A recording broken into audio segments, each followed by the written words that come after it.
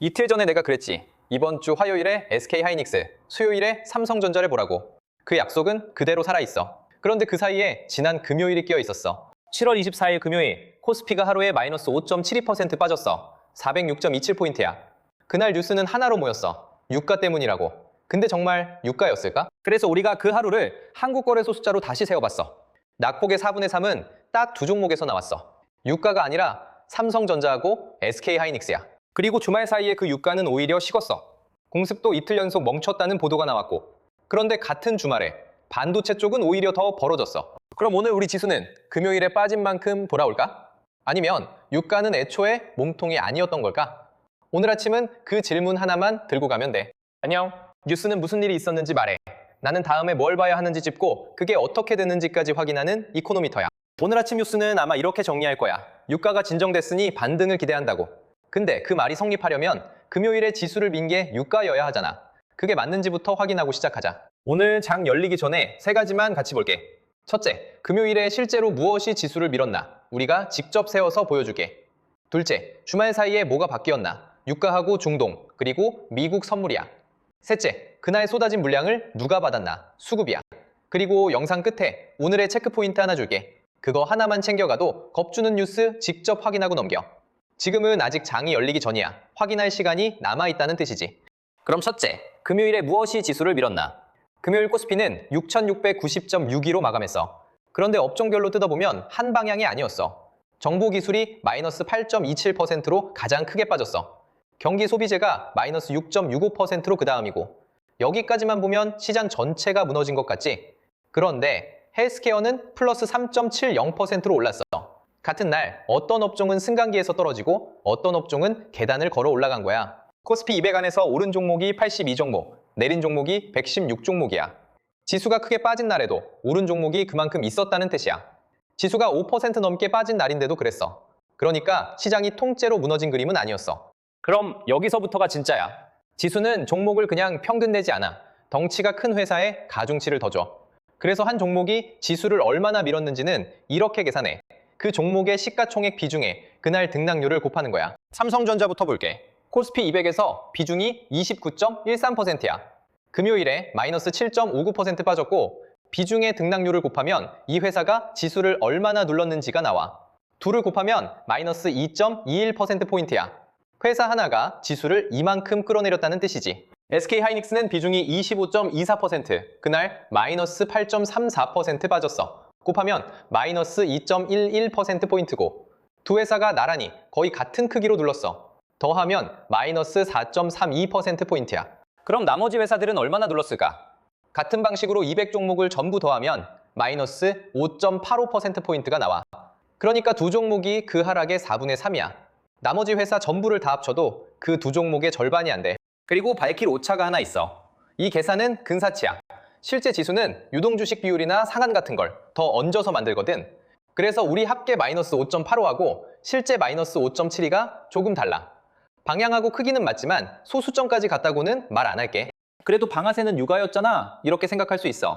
맞아. 방아쇠는 유가였을 수 있어. 그런데 방아쇠하고 몸통은 다른 이야기야. 금요일에 지수를 끌어내린 몸통은 기름을 쓰는 업종이 아니라 반도체 두 종목이었어. 그래서 유가가 식었다고 그 몸통이 자동으로 돌아온다고 말할 근거는 아직 없어. 이제 둘째, 주말 사이에 뭐가 바뀌었나? 먼저 유가. 서부 텍사스산 원유가 배럴당 89.31달러야. 금요일 하루에 마이너스 3.12% 내렸어. 우리 장이 문을 닫은 뒤 미국 시간대에 되돌린 거지. 다음은 중동이야. 미국과 이란의 공습이 이틀 연속 멈췄다는 보도가 나왔어. 다만 표현을 정확히 하자. 타결된 게 아니라 멈춰 있는 거야. 7월 25일에는 상선의 사격이 있었다는 보도도 같이 있었고 그럼 위험이 거친 거네? 이렇게 이어붙이고 싶겠지만 미국 지수 선물은 조금 다른 말을 해. 선물은 미국 정규장이 끝난 뒤에도 이어지다가 한국 시간으로 토요일 새벽에 문을 닫아 주말엔 안 열려. 그 토요일 새벽까지의 값을 지난 금요일 종가와 견적보면 다우 선물은 플러스 0.44%야. S&P 500 선물은 플러스 0.03%고 여기까지는 주말 사이에 위험이 거쳤다는 그림이지. 그런데 나스닥 선물만 마이너스 1.18%야. 유가하고 중동이 식은 주말인데 기술주 쪽만 따로 내려간 거지. 그런데 나스닥만 내린 건 이상한 일이 아니야. 나스닥은 반도체하고 기술주 비중이 큰 지수라 반도체가 빠지면 이 지수만 따로 갈려. 그 반도체 약세가 어디서 왔냐면 금요일 한국 반도체 매도가 미국 메모리로 옮겨갔다고 보도가 방향을 짚었어. 미국이 우릴 때린 게 아니라 우리가 먼저 빠진 쪽이야. 딱 한 칸만 아직 못 댔어. 인텔이 실적을 크게 넘겼는데도 마이크론이 그날 마이너스 6.99%까지 빠진 이유는 보도조차 원인을 못 댔거든. 여기까지가 오늘 아침의 그림이야. 두 축이 갈렸어. 금요일 우리 시장을 때린 유가와 중동 축은 식었는데 반도체 축은 주말에 오히려 더 벌어졌어. 이제 셋째, 금요일에 쏟아진 그 물량을 누가 받았을까? 이것도 한국거래소 실측이야. 그날 외국인이 3조 2,852억을 팔았어. 기관이 1조 9,503억을 더 팔았고 기관은 연금이나 보험처럼 남의 돈을 굴리는 큰 손을 말해. 둘을 합치면 5조 2천억이 넘어. 그걸 개인이 받았어. 5조 1,797억 순매수야. 하루에 개인이 그만큼을 산 거야. 얼마나 큰 돈인지 감이 안 잡히지? 우리나라 사람이 5천만 명이니까 한 사람이 10만 원씩 낸 셈이야. 개인이 이만큼 샀으면 바닥 아니야? 이렇게 생각할 수 있어. 그건 아직 알 수 없어. 이번 달에 양쪽이 다 있었거든. 7월 16일에 개인이 3조 6,647억을 샀어. 그런데 다음 거래일인 7월 20일 코스피는 마이너스 4.46%였어. 많이 산 다음 날 더 빠진 거야. 반대로 7월 14일엔 개인이 4조 1,410억을 팔았어. 그 다음 날인 7월 15일 코스피는 플러스 6.24%로 올랐고 적어도 이번 달만 놓고 보면 개인이 샀다고 다음 날 지수가 오른 건 아니었어. 수급이 알려주는 건 딱 하나야. 금요일에 판 쪽과 산 쪽이 정면으로 갈렸다는 것. 그 갈림을 이번 주 실적이 푼다는 뜻이지. 하나만 더 얹을게. 원달러 환율이 1,459.42원이야. 마이너스 0.99% 내렸어. 원달러가 내렸다는 건 달러 하나를 사는 데 드는 원화가 줄었다는 뜻이야. 표시된 숫자는 내려갔는데 원화 값은 오히려 올라간 거지. 원화가 세지면 외국인이 나중에 달러로 되돌릴 때 더 받게 되니까 한국 주식을 들고 있기에 유리한 조건이 돼. 원화가 왜 세졌는지 오늘 하루의 방아쇠 하나는 나도 확정 못했어.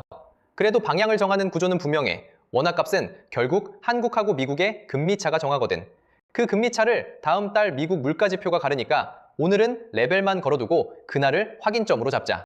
자, 오늘의 체크포인트. 오늘 볼 건 두 가지야. 첫 번째는 오늘 하루 우리 장안에서 두 축이 같이 가는지 따로 가는지야. 금요일에 올랐던 헬스케어 쪽이 계속 버티는데 반도체만 또 밀리면 금요일을 만든 게 유가가 아니라 반도체 쏠림이었다는 쪽에 무게가 실려. 반대로 정부 기술이 되돌리면서 지수가 같이 올라오면 시장이 유가 되돌림을 먼저 쐬고 있다는 뜻이고 확인은 오늘 오후 3시 30분 우리 장 마감이야. 그리고 두 번째가 이번 주 본선이야. 내일 7월 28일 화요일에 SK하이닉스가 지난 분기 실적을 발표해. 모레 7월 29일 수요일엔 삼성전자야. 볼 건 한 줄이면 돼. 영업이익이 시장이 기대한 수준을 넘느냐 못 넘느냐. 기대를 넘으면 이번 달 가장 크게 빠진 업종으로 돈이 돌아오는지 네가 보면 돼.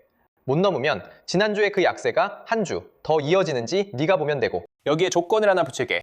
지난 금요일 미국에서 인텔이 기대를 크게 넘는 실적을 냈다는 보도가 나왔어. 그런데 같은 날 마이크론은 마이너스 6.99%로 마감했어. 좋은 실적이 곧 주가 상승이라는 등호는 이번 주에 이미 한번 어긋난 거야. 그러니까 실적 발표만 보지 말고 그 다음 날 업종이 어디로 가는지까지 같이 봐. 오늘은 여기까지. 금요일 납폭의 4분의 3은 두 종목이었어. 유가는 방아쇠였을 뿐이고 체크포인트는 오늘 오후 우리 장 마감 그리고 내일 SK하이닉스 실적이야. 결과 나오면 여기서 바로 이어서 볼게. 자, 그럼 너는 어느 쪽이야? 오늘 우리 시장 반도체가 나머지랑 같이 갈까? 따로 갈까?